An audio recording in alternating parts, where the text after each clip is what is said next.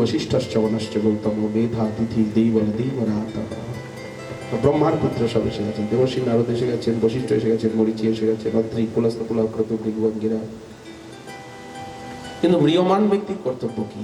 আসন্ন মৃত্যু 7 দিন যারা তার কি করণীয়? কিং শ্রোতব্যং কিং জপ্য কিং কর্তব্যং নেভিপ্রভ শ্রোতব্যং ভজনীয়ং বা ব্রুহি যজ্ঞা বিপর্যয়।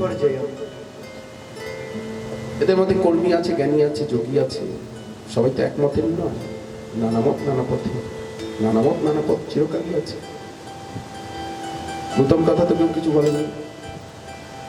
এর মধ্যে গঙ্গার পার্বে শুকদেব আসছে। এখানে শুকদেবের রূপের বর্ণনা। সবাই উঠে দাঁড়ালেন, শুকদেব আসন গ্রহণ করলেন। পাদ্যর্ঘ্য ধূপদীপ নৈবেদ্য মধুপর্ক মালা চন্দনে শুকদেবকে বিভূষিত করে চরণে প্রণাম করে, আপনি গোদহনের বেশি সময় কোথাও থাকেন না,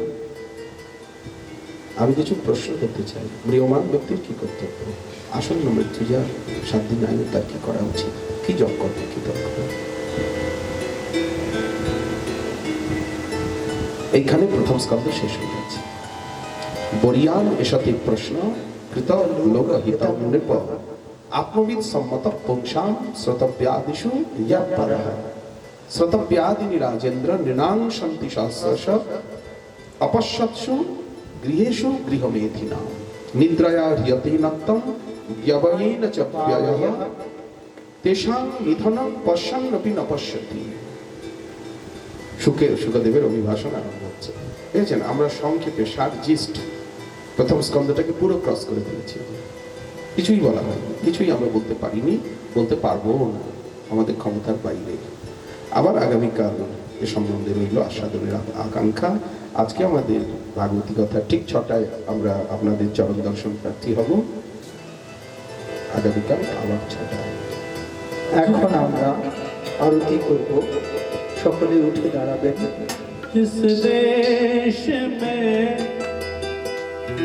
परिवेश में जिस वेश में रहो राधा रमण राधा रमण राधा रमण कहो। राधा रमण राधा रमण राधा रमण राधा रमण राधा रमण कहो।